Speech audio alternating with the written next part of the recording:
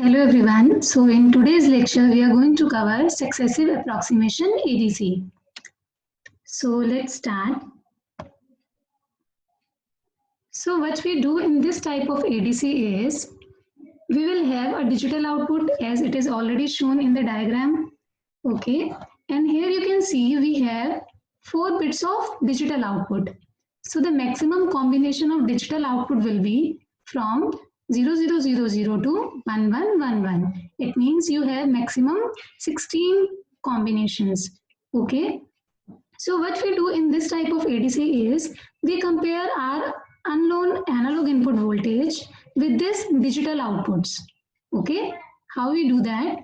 First, we will compare our analog input voltage with this very first digital output, and if the analog input is greater, okay, then the comparator will give us the 1 output, and if it is lower, then we will get a 0 output.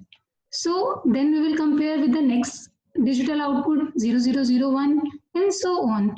And once both the inputs are same, suppose here we have 5 volt and we have applied 0101 which is 5 to this digital input.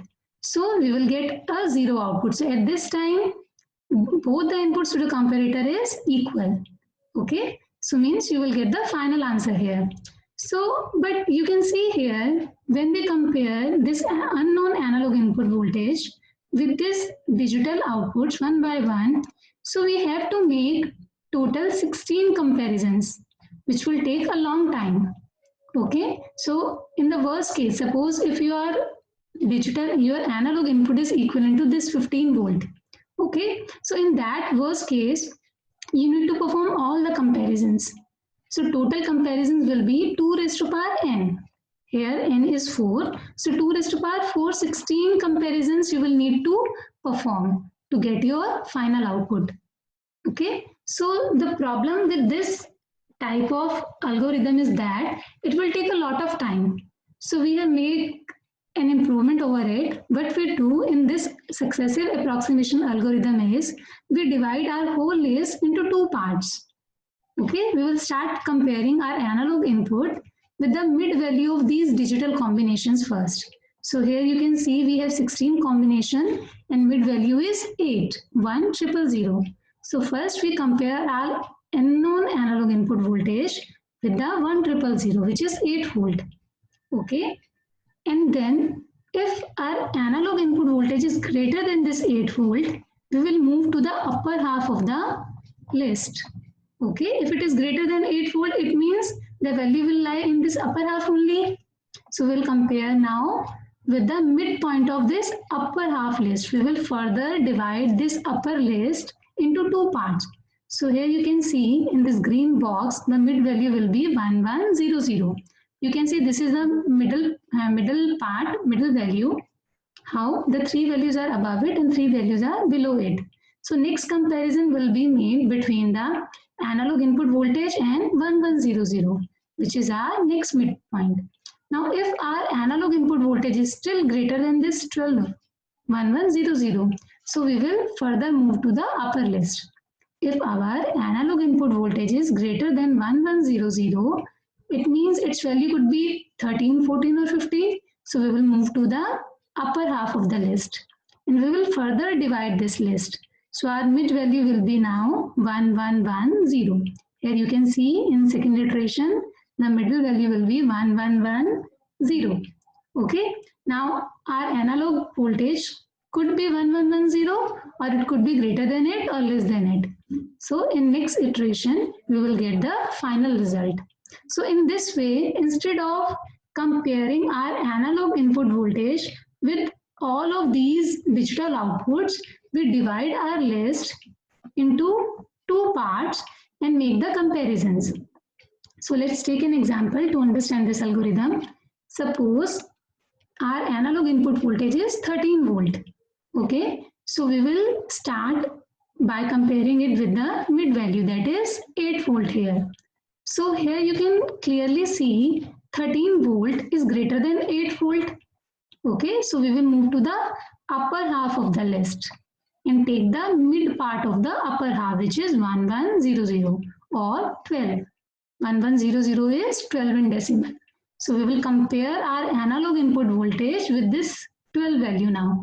Now again you can see 13 volt is greater than 12. So now we will further move to the upper list. Okay. Here you can see we will move to this upper list. And the midpoint is 1110, which is 14. So now if you compare this 13 volt with 14 volt, this 13 volt is less than 14. So now we will not move to the upper list. We will move to the lower list now. Okay. So here you can see lower values 1101, which is equivalent to 13 in decimal. Now this 13 and this 13 both are equal. So this will be our final result. You will get it here in the fourth iteration. Okay, so instead of having 2 raised to power n iterations, we have successfully compared our analog input voltage in 4 iterations only. Okay, what does this mean? It means here you see first we compared with the 8, then with 12, then with 14, and then with the 110, and final result is 1101, that is 13 only. So how much time is taken in this comparison? Time taken will be equal to n cycles or n into time period of 1 clock cycle. Now what is n here?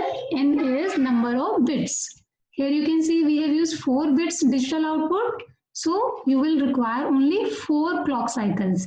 1, 2, 3 and 4th. In the 4th clock cycle you will get your final result. Okay. And 4 into time period of 1 clock cycle, that will be your final time taken, actual time taken by the ADC. Okay, so let's discuss the block diagram. Here you can see how will you get the time cycle of clock, 1 clock cycle from this. Here you can see we are giving the clock signal. Okay, and its frequency will decide the total time taken by the our ADC. Okay, higher the frequency, lower will be the time period. You already know the time period is inversely proportional to frequency. So higher the frequency, lower will be the time, and lower will be the total time taken by the ADC. So from this diagram you can see we have applied our analog input voltage to a sample and hold circuit. So why we have done this? You can see in this diagram. Let me maximize it. Our analog signal is not constant. Okay, it's keep on changing values every single time. So if we supply this signal to our comparator, it will be keep on changing, and by the time we get the digital output for this particular value, the input value of analog signal would have been changed.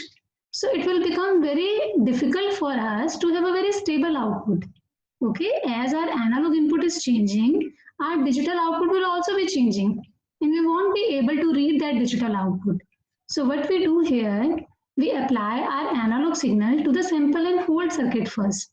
So what does this sample and hold circuit do? This sample and hold circuit, we are applying analog input to this circuit. What it will do, it will take sample. So at time t0, it is taking first sample. So suppose as time t0, our analog input is 5 volt. Okay, so this 5 volt will be hold for some time. Okay, you can see here, this 5 volt value is hold for this duration of time from t0 to t1. Why so? So that our ADC can change this analog voltage 5 volt into digital. Okay. So this is the purpose of sample and hold circuit. Now at next time interval t1, next input will be sampled. Okay, so suppose at this time the value of analog signal is 10 volt. So 10 volt will be converted into digital value. So in this way, one by one samples will be taken and they will be converted into digital output. So let's discuss this. So here we have applied our sampled analog input. And what will happen here, how the circuit will work, first we will send a start of conversion signal. So once this successive approximation register, which will execute the algorithm, okay, it receives start of conversion pulse, it will start converting the analog input to the digital output. So initially what it will do, it will make the MSB 1. Okay, and it will give us 1 0 0 0 0. Okay, and that digital output will be given to digital to analog converter. Now why we are converting this digital output into analog? Because here you can see we need to compare analog input with this signal. Okay, in comparison can be made only two similar type of signals only. This signal is analog, so this signal should also be analog. We can't compare an analog signal with the digital one. Okay, this is not possible. So that is why we are converting our digital output, which is 1 0 0 0, to the equivalent analog voltage and applying it to the comparator here. Okay, so in the first case it will be 8 volt, and we suppose our analog input is 12 volts, so both will be compared, and as 12 volt is greater than 8 volt, so we'll get a high signal here at the output of the comparator. Okay, so in this way this successive approximation register will work. If we get a one signal here, high signal here, it will keep the MSB 1 and make the another bit 1 also. Here you can see in this diagram, when the analog input was greater, 13 volt is greater than 8, so it will keep the MSB 1, okay, and it will make the next MSB 1 also, okay. And if this analog input voltage is less than digital voltage, DAC voltage, then it will make the MSB 0 and make the next MSB 1. Okay, so this is the basic difference. If analog input is greater, keep the MSB as it is, make the next digit 1. And if it is less, change the MSB to 0 and make the next digit 1. In both the cases, we are making next digit 1. But in this case, when analog input is greater, we are keeping the MSB 1. And in this case, when analog input is less, we have changed the MSB to 0. Okay, and here again also, when 13 volt was greater than 12 volt, we again keep the MSB 1. We also keep the next MSB 1 and we make the next MSB 1 here, from 0 to 1 here. Okay, so what we do when a number is greater, we keep the left hand side digits same and we make the next bit 1. Okay, here also you can see when your analog input was less, so we kept the earlier two ones as it is, 1 1, and we changed the current bit only. So we changed the current bit from 1 to 0 here.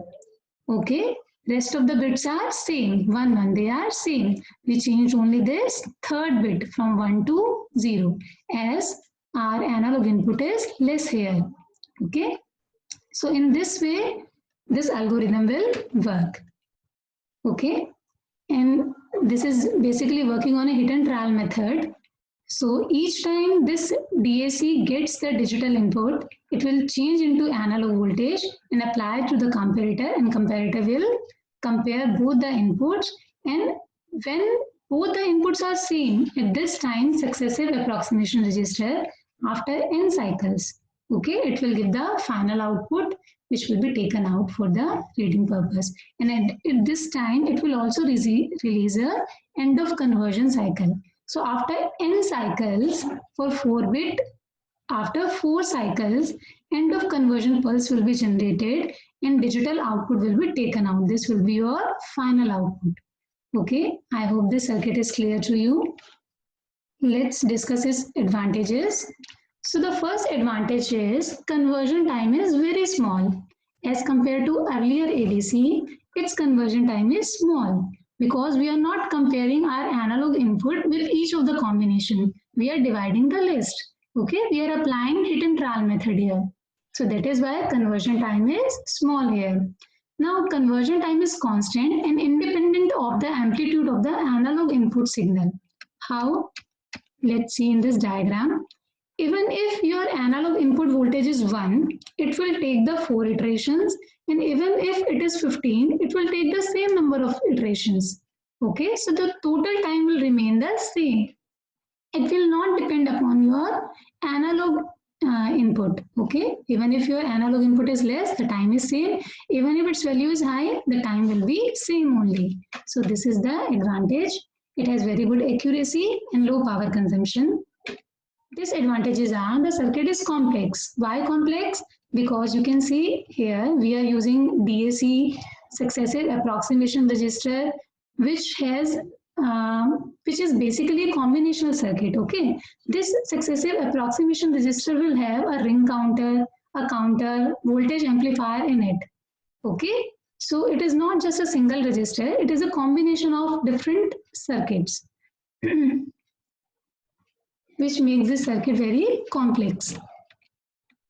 So circuit is complex, limited resolution due to limits of DAC and comparator. Now the overall resolution of this circuit will depend upon the resolution of DAC which we are using and the comparator. Okay. The third is if you increase the number of bits from 4 bits, if you are increasing the bits to 8 bits, so the size will also increase. How the size will increase?